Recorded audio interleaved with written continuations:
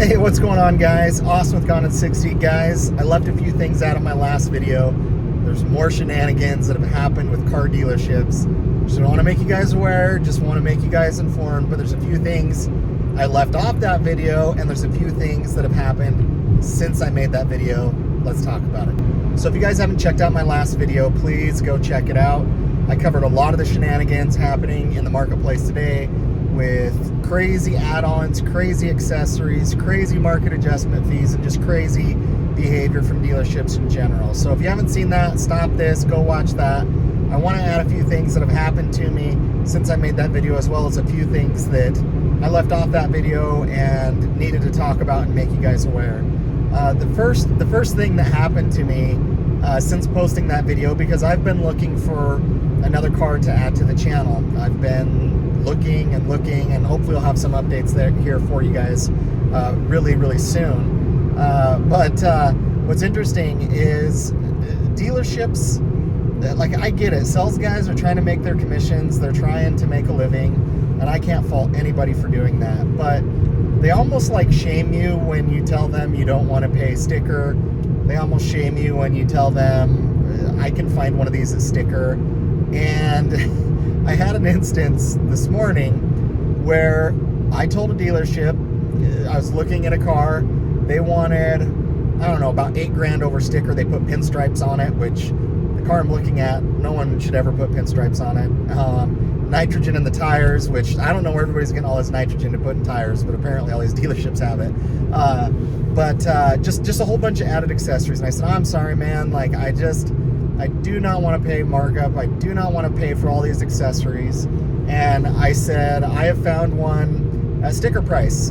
And he said, no, you didn't. And I said, yes, I did. I actually have found two at sticker price, and they're different colors, and I'm just kind of deciding between those cars and the color options. And he had, I appreciate his tenacity, but he told me, well, if you're getting it at sticker price, you are getting a steal. And he said, here's what you should do. Get that car at sticker price, then flip it to me.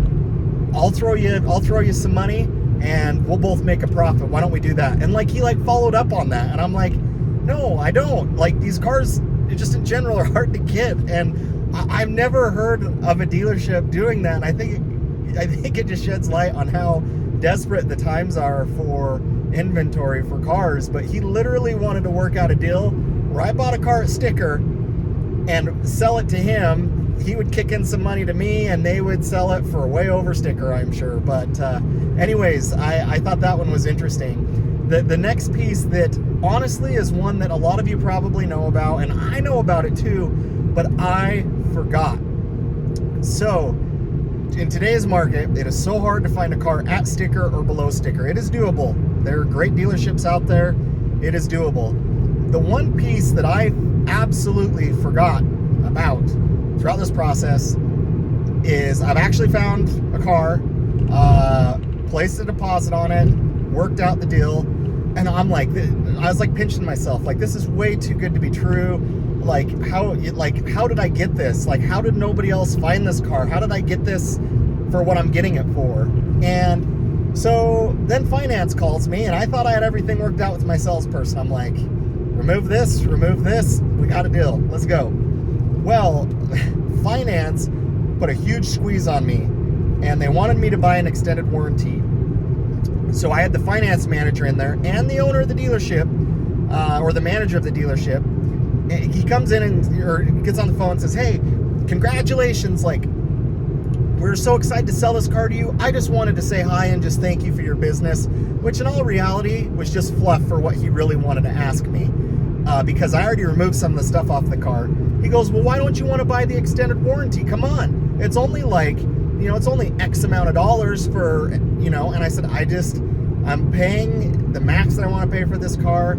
If the car has issues after the standard warranty, I'm out of pocket. I get it. But what, he's like, well, what about a water pump? What about a belt braking? What about this? What about that? And I mean, they literally tried me for 10 minutes. And I was very kind. I just said, hey, I get it. I really appreciate you making me aware of these options, but I really just don't want to do it, because dealerships will try and get you into a price point. this is how they sell. They don't sell on price of the car, because if you have to eat the elephant whole, it's going to scare you away from doing it. But what these dealerships will do is, hey, your payment's only going from X amount to X amount. Why don't you want the extended warranty? Why don't you want it? It covers everything, and then they ask me questions like, are you going to be driving this car in the summer or the winter time? And I knew why they're asking that, because they had an interior protection package that, I don't know what it does. They put it on their seats. It's supposedly make them stain resistant and just clean. And I keep my cars clean, and I just said, hey, no, I don't need that. But I forgot how hard it was. I used to have to deal with this problem, but because the market's where it's at, I've never gotten to a finance manager. It's been a while since I've gotten to a finance manager, because I can't find inventory, can't find the car that I want, can't find them at sticker price, etc., etc. But that is just a reminder, guys, that even though you think you're getting the car at sticker, even though they're going to try and throw the kitchen sink at you to make a little bit more money, I can't blame them to a certain extent. They're just trying to do their jobs. They're just trying to make money. However, it was a very crazy just wake-up call for me, just to go, crap, I remember this now. You're not done after negotiating with your salesperson. So the next thing I've noticed is actually a couple things. And I'm buying these cars out of state because I can't find them local, and I bet a lot of you are in the similar situations. I know some of you have been able to find cars at your local dealerships, and that's awesome. I would prefer to get them at my local dealerships, because to arrange shipping, to worry about condition, all sorts of stuff, it just brings a lot of issues into play. But one thing I found is, I found a lot of car salesmen don't ever even call you back at all.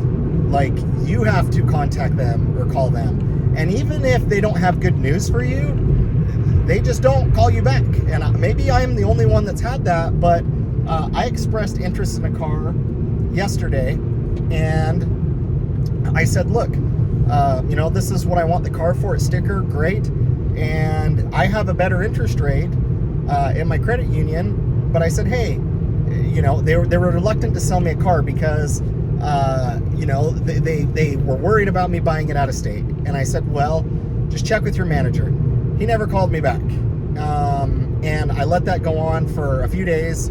Then I call him. So sorry, it wasn't yesterday, it was a few days ago. But so I call him, check in. I say, hey, where are things at? And he goes, yeah, well, we kind of have this potential buyer who's got a trade-in, and we would rather sell the car to someone local with a trade-in. I said, okay, that's fine. I get that, even though I was first. I somewhat understand that. And I said, well, have they put a deposit down on the car? And he says, no.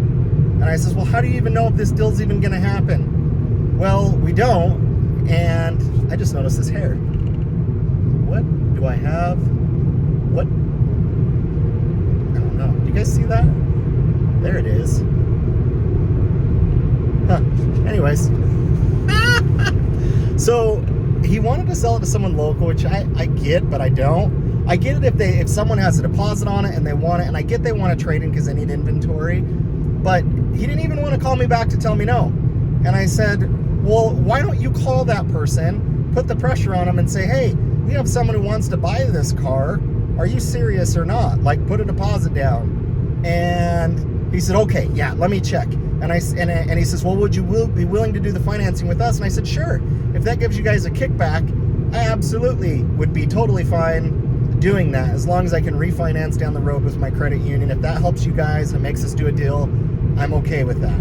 Okay, I'm going to go talk to my manager, and I'm going to call you back. So I wait. I don't hear anything. Then I call him back a couple days after that, and I go, hey, where are we at on this? Actually, I don't know. Let me check with my manager. And he says, would you do the financing with us? And I said, yes, I would do the financing with you guys. I'd pay for the shipping. I'd arrange it. I just need you to FedEx me the paperwork.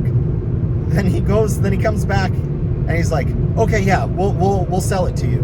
We'll sell it to you. So, guys, what's interesting is you get mocked by salespeople that you don't want to pay sticker or the markup. I remember, getting in a couple conversations I didn't want to get into because I was like, look, guy, it's just a Honda Civic, or hey, it's just a Volkswagen. I'm not paying 10, 20 grand over sticker for those. Well, true, true car enthusiast would get it. And I said, oh, really? No, that person buying it at that price is an idiot. You know, no, I disagree. And I said, that's fine, dude. I'm not buying the car. We don't need to continue the conversation. But, you know, what's interesting is I found really good sales reps. They're still good salespeople. But I've come across them where some of them are very understanding of the market adjustment fees, the market. Some of them are very patient. Some of them are great.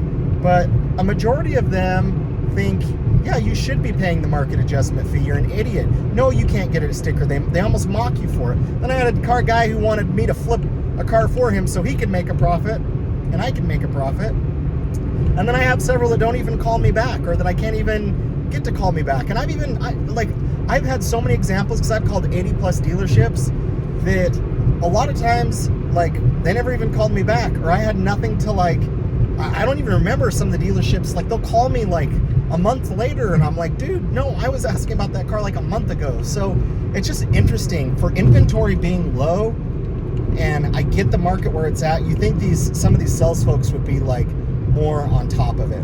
And lastly, to wrap up this video, you know, I think most of you are in agreement with the experiences I've had at dealerships. And please, if you guys have had other experiences, this video has jogged some experience you guys have had, leave a comment below and let us know. I think it's good. If you've had a good dealership experience, leave a comment down below. Like, I think it's good to recognize a lot of the great dealerships. Now, if some are poor, we don't need to call them out like specifically. You know, my Camaro, I had a horrible experience with my Camaro, and I never called them out specifically. You know, that's just more of a personal thing. But to finish this video, what I will say, guys, is, you know, a lot of you made some awesome comments in my last video. There was, you know, a couple that were like, hey, you need to do some research. If any of you out there doubt what I found out from my last video or this video, I will provide statements, I will provide facts, I will provide text messages. I will go as deep as you want me to go to prove that what I have experienced is true, and you guys have reaffirmed a lot of that as well. I mean, I literally have called 80 plus different dealerships across so many different manufacturers. It is doable, guys, but you're gonna need to be patient. You just gotta be patient, and that's hard as a car enthusiast, even though a Volkswagen dealer doesn't think I'm a car enthusiast. But I love cars. But you play the game within yourself, and you have to get out of that mindset. And I'm glad that I have good friends and people around me that have helped kind of counsel me through some of the cars that I've wanted to buy, because getting so you just get tired of wasting your time, frustrated, the end around, not being able to find something. And I've had friends and family say, hey, don't settle. And that's the challenge sometimes, is you go, you know what, well, maybe I could get that model instead, it doesn't have as much power, oh, I could do this, or oh, I could get that. But at the end of the day, guys, know what you want, get what you want, know what you're willing to pay for it, and don't take any crap from these dealerships. I'm Moss with Gone in 60. Please like, comment, subscribe. Catch you on the next one.